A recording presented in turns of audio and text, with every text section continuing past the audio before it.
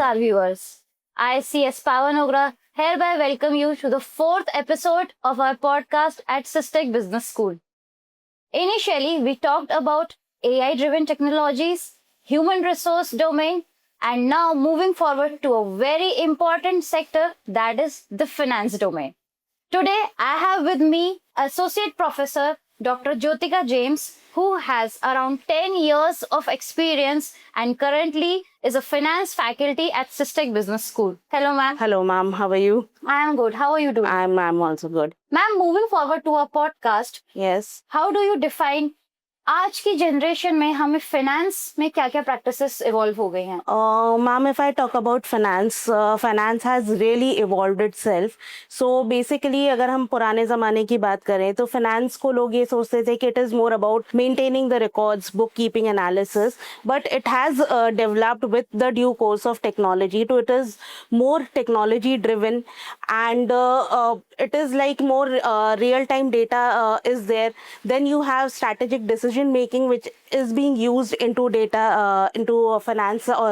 So there are many practices that are being used into today's scenario, like it is agile financial planning, then strategic decision making that we have used. So if I take an example of Reliance Industries, so you are aware that there are multiple business that they are doing. So it is very difficult for them to keep an eye on the financial and strategic operational performances of their businesses. So what they have done is they have created their own digital platform, and they have created their dashboards where they actually monitor the financial as well as the operational performances of their entire businesses. So be it their telecom sector or their retail industry or their energy sector. So yes, I can definitely say that finance has come a very long way. How has been AI helping finance? So there are many technologies that are being used currently into finance. So you can talk about artificial intelligence is there, then there is blockchain, then there is cloud computing, which has really automated the financial structure right now. So it is also giving the professionals an edge that they can concentrate more on strategy building, value creation, and giving insights to the business for their growth rather than focusing onto the manual practices. So, ma'am, you mean to say that from data-driven databases, we have moved forward to AI-driven technologies, and data has really been a very large contributor in successful businesses. Ma'am, moving forward, like from bookkeeping, that was the orthodox practice that we were following in finance domain. Now we have come down to, embracing the AI-driven tools. So there would have been definitely some clashes, some risks would have arisen. How do we cope up with them?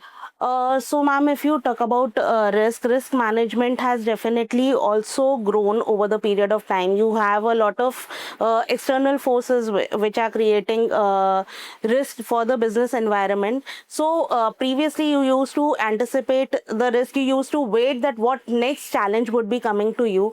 But now the entire shift is there from predictive to proactive approach in risk management.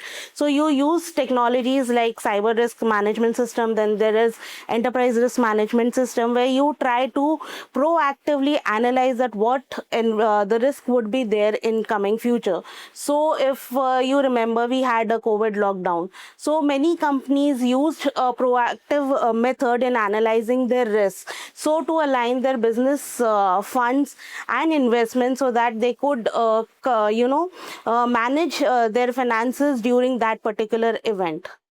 Jyotika ma'am, you are sharing valuable insights. Thank you so much, What ma'am. is your last tip for our management students who want to pursue their career in finance? So if a student is willing to pursue their career into finance, they need to develop three major skills. The first skill I would say is the technical skill. So they need to build a technical abilities, like they need to learn about the financial modeling.